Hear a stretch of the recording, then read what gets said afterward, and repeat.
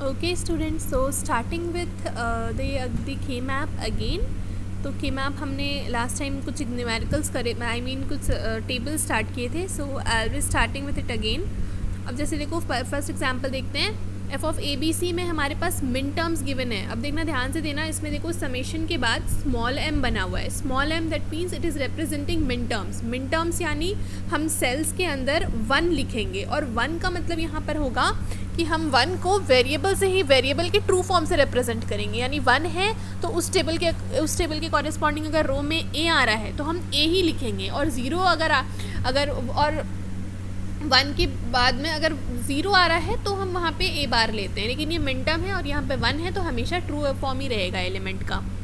ठीक है, तो अब मिन टर्म में देखो कौन कौन से वैल्यू है, 0, 2, 4 और 6. एक तो देखो सबसे पहले ना हमें ये पता करना पड़ेगा कि हमें टेबल कौन सा बनाना है, कितने वेरिएबल का बनाना है. देखो यहाँ पे 6 आ गया है.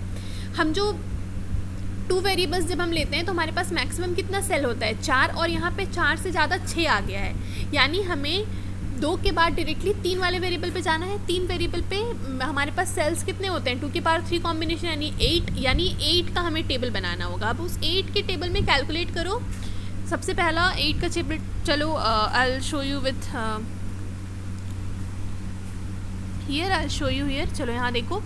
अब जैसे हमारे पास यहाँ पे क्या क्या था, 0, 2, 4 और 6 है ना. 0, 2, 4 और 6. अब इसमें हमारे पास 6 मैक्सिमम नंबर है. अब हमारे पास जब हम 2 वेरिएबल लेते हैं तो हमारे पास कितने सेल्स होते हैं, 2 की पावर 2 इज इक्वल्स टू 4. चलो अब हम 3 पर आ जाते हैं. जब 3 वेरिएबल्स थे तो हमारे पास सेल्स कितने होंगे, 2 की पावर 3 मतलब 8. तो हमारे पास 6 है तो यानी 8 वेरिएबल्स में पूरा आ जाएगा. 6 4 में तो आ ही नहीं पाएगा, इसलिए हमें 8 लेना है. हम 8 कैसे बनाते हैं, 8 ऐसे बनाते हैं, 4, 5, 6, 8. और इस 8 के अंदर का नंबर्स रिप्रेजेंटेशन कैसे होता है मैंने पहले बताया है. चलो वापस से बता रही हूँ. क्या होता है, 0 ये होगा 0, ये 1, ये 2, ये 3, सॉरी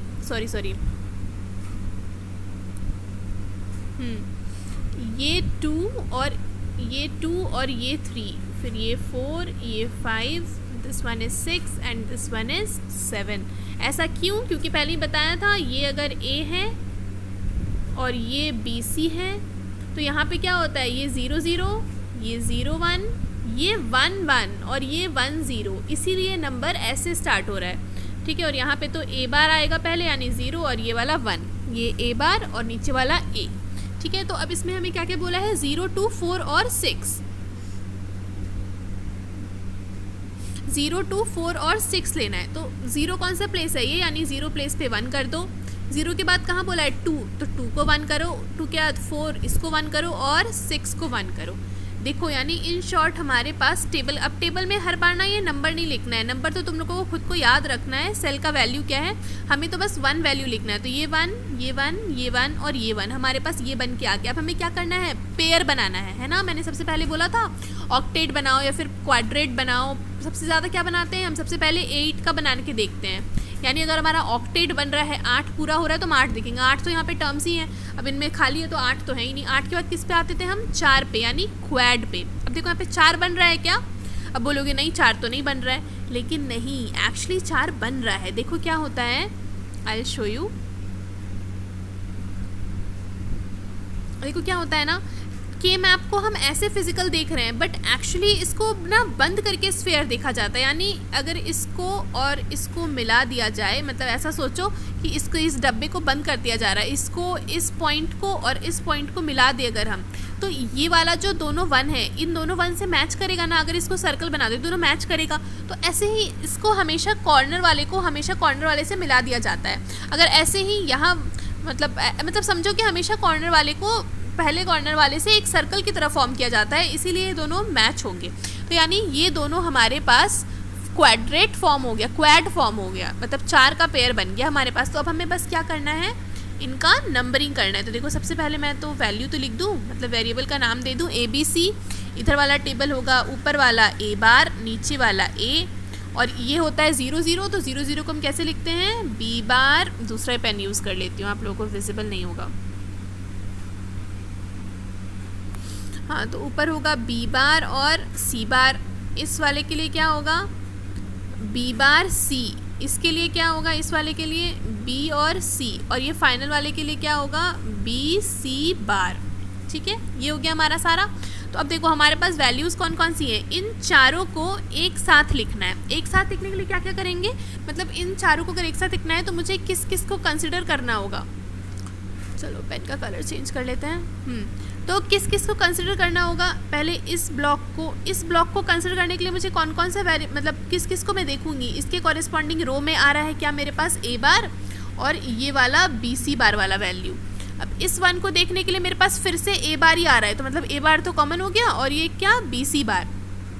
तो यानी अब मुझे क्या देखना है, देखो या तो और फिर देखो इसको देखूंगी अगर मैं, तो इस बार ए तो आ गया लेकिन ये क्या आ रहा है, बी सी बार कॉमन है। वैसे इस वन को देखूं तो ए आ रहा है पर ये बी सी बार कॉमन है, सॉरी ये बी सी बार है और ये बी बार सी है ना, ध्यान रहे ये बी बार सी बार है और ये बी सी बार है, ये बी बार सॉरी फर्स्ट वाला बी बार सी बार है। ओके, तो अब देखो मेरे पास क्या आ रहा है, इस वाले पूरे रो में मेरे पास क्या कॉमन है, मतलब बी बार सी बार तो है ही, बी बार सी बार तो कुछ भी हो जाए, बी बार सी बार मतलब एक बात बताओ, जब मुझे कहीं बी बार सी बार दिखेगा तो मैं ये रो देखूंगी, लेकिन अब मुझे अगर सिर्फ ये वन देखना होगा तब मैं ए बार देखूंगी, लेकिन अगर मुझे ये वन भी चाहिए तो मैं ए भी देखूंगी। मतलब ऐसे सिचुएशन में क्या हो रहा है, मेरे पास ए बार हो या ए हो, मुझे दोनों ही वैल्यू चाहिए, तो सिर्फ बी बार सी बार देख के मैं बता सकती हूँ कि ये दोनों वैल्यू आ जाएंगे। वैसे ही इस वाले में भी मुझे ए और ए बार तो है ही, क्या अलग है, बी सी बार।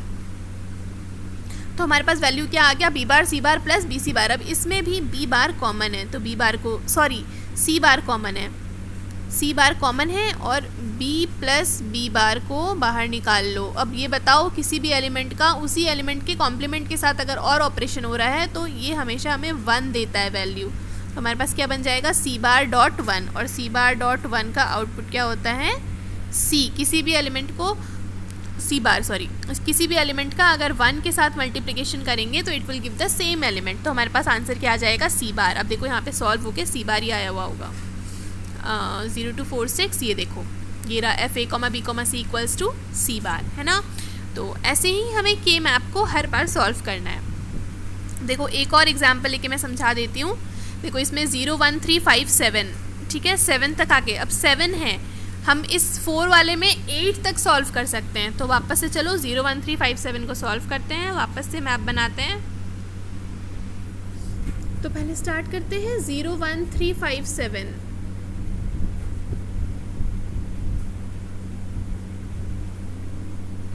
ये वापस से यही रहेगा। अब ये ए बार, ये ए, ये बी बार सी बार, ये बी बार सी, ये बी सी और ये बी सी बार। और क्या चाहिए, 0 1 3 5 7। तो कहाँ है, 0 ये रहा, 1 ये रहा, 2 ये वाला होता है और 3 ये होता है। तो हमारे पास 0 1 3 0 1 ये 2 ये 3 फिर ये 4 और ये रहा 5 था और 5 के बाद ये 6 और ये 7। तो हमारे पास यही था 0 1 3 5 और 7। तो हमारे पास सारा आ गया। अब हमें इसका क्या करना है, पेयर बनाना है ना, तभी तो 8 तो कहीं से है ही नहीं। तो चलो 4 पर आते हैं। 4 दिख रहा है क्या, बिल्कुल दिख रहा है, देखो अच्छे से देखो 4 दिखेगा, दिख रहा है ना। तो बस अब 4 का देखो कहाँ दिख रहा है, 4 ये रहा एक 4। इस 4 का हम एक क्वाड बनाएंगे। अब देखो एक एलिमेंट और रह गया है तो सिंगल तो छोड़ नहीं सकते हैं। तो क्या ये किसी के साथ पेयर बना रहा है, बना रहा है ना, बिल्कुल बना रहा है। ये देखो तो ये बना रहा है पेयर ऐसे, ये रहा दूसरा पेयर। तो अब हमारे पास 2 एलिमेंट मतलब 2 को हम टर्म में लिख सकते हैं। तो सबसे पहले चलो इस पेयर का बनाया जाए। इस पेयर को बनाने में देखो दोनों ही रो आ रहे हैं, तो जब दोनों ही रो आ रहे हैं तो इन दोनों को ही ए बार या फिर ए लिखने का कोई सेंस तो है नहीं। तो हम क्या लिखेंगे, अब इन दोनों कॉलम को देखो, इन दोनों कॉलम में बी बार सी और बी सी। अब इसमें भी इन दोनों कॉलम में कॉमन क्या है, सी। तो हमारे पास इस पूरे 4 के लिए एक टर्म, सोचो पूरे 4 को बस एक टर्म सी से रिप्रेजेंट कर सकते हैं। अब दूसरा क्या लिखेंगे, अब इस पेयर इन दोनों को ध्यान से देखो, अब इन दोनों के लिए तो बनाना है, इस 1 और इस 1 के लिए। इस 1 और इस 1 के लिए हमें सबसे पहले तो रो एक ही है तो पता पहले रो स्पेसिफाई करना होगा कि ये ए बार के अंदर आ रहा है। चलो ए बार लिख लिया। अब इन दोनों को देखो कॉलम में, एक में बी बार सी बार है, दूसरे में बी बार सी है। तो अब इन दोनों में भी कॉमन है क्या कुछ, बी बार सी बार और बी बार सी? तो यस बिल्कुल कॉमन है, बी बार है। तो हमारा आंसर क्या हो जाएगा, सी प्लस ए बार बी बार। देखो कितना आसान, कितना ईजी है, हमने तुरंत 1 मिनट में पूरा देख के सॉल्व कर दिया। नहीं तो वरना पूरा एक एक टर्म हम अलग से लिखते, सबका एक एक करके सॉल्व करते, फिर कुछ रूल्स लगाते, आधे याद रहते आधे याद नहीं रहते, तो ये सारे कितनी दिक्कत आता था। तो ये ब्यूटी है ऑफ के मैप कि हमें बहुत इजीली सॉल्व करने देते। देखो यहाँ पे भी आंसर यही है, ए बार बी बार प्लस सी। तो ऐसे ही सॉल्व होगा के मैप हमारा, ठीक है। ये लेकिन मिन टर्म्स की बात थी। अब हम किसकी बात कर रहे हैं, मैक्स टर्म की बात कर रहे हैं। ओके, मैक्स टर्म में हमारे पास, मिन टर्म में हम हमेशा 1 लिखते थे, मैक्स टर्म में हम हमेशा सेल्स के अंदर जो वैल्यू है उसको 0 लिखेंगे। और एक बात, मैक्स टर्म में जहाँ 0 आता है, मिन टर्म में क्या था, जहाँ जहाँ 0 था बाहर वैल्यूज़, जैसे देखो यहाँ पे ये वैल्यू क्या थी, ये 0 थी, 0 की जगह हमने ए बार लिखा, ये 1 था तो हमने ए लिख दिया। इसी चीज़ को अब अगर मैं पॉज टर्म में सॉल्व करूँ ना, तो देखो सेम इक्वेशन पता है क्या बन जाएगा, देखो ध्यान से, यहाँ पे भी ए बार है, यहाँ पर भी ए बार ही होगा, और यहाँ भी ए होगा, यहाँ भी बी बार। अब लेकिन यहाँ पे डिफरेंस आना स्टार्ट होगा, यहाँ पे डॉट था मिन टर्म में, अब हम यहाँ पर बी बार प्लस सी बार लिखेंगे। यहाँ पे भी फिर नेक्स्ट इसका वैल्यू क्या हो जाएगा, बी बार प्लस सी, और इसका वैल्यू क्या आएगा, बी प्लस सी, और इसका वैल्यू होगा बी प्लस सी बार। बस यहाँ पे प्लस में आएगा। और यहाँ पे दूसरा देखो, ए बार को हम बोल रहे थे, ए बार को हमने पहले क्या बोला था, 0, लेकिन अब A bar is actually 1 and this one A is 0, ठीक है। सॉरी, ये तो हमेशा 0 ही रहेगा, ये 1 रहेगा, पहला वाला प्लेस तो हमेशा 0 रहता है। बस अब 0 को हम ए बार की जगह 0 को ए से रिप्रेजेंट करेंगे और 1 को ए बार से। सॉरी, थोड़ा कन्फ्यूज़न हो गया। तो प्लेस तो हमेशा सेम ही रहेगा। यहाँ पे भी जैसे 0 0 था, I will draw this again, है ना, आप लोग एक बार वापस से देखो, let me clear it all. हाँ, तो अब हम क्या करेंगे, मैक्स टर्म में क्या करना है हमें, सब कुछ सेम रहेगा, it will all B same. बस क्या होगा, ये 0 है, ये 1 है, भाई 0 से ही स्टार्ट करना है। ये वाला प्लेस भी 0 0, this one is 0 1, this one is 1 1, this one is 1 0।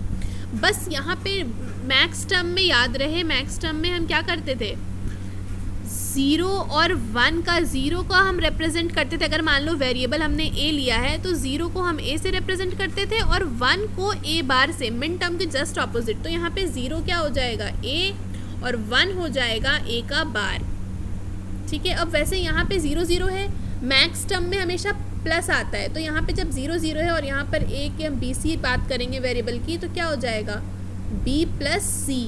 वैसे ही ये क्या होगा, बी प्लस सी बार, ये 1 1 क्या हो जाएगा, बी बार प्लस सी बार, और ये 1 0 क्या होगा, बी बार प्लस सी। तो बस ये चेंजेस होगा एक्चुअली मैक्स टर्म को सॉल्व करने में, ठीक है। अब जैसे देखो मैक्स टर्म को यहाँ सॉल्व करके लिखा है, ये तो 4 वाला है, किसी भी जैसे इसी इक्वेशन को ले लो, इसको मैं एक सॉल्व करके दिखाती हूँ। मैक्स टर्म है 0 1 2 5 7,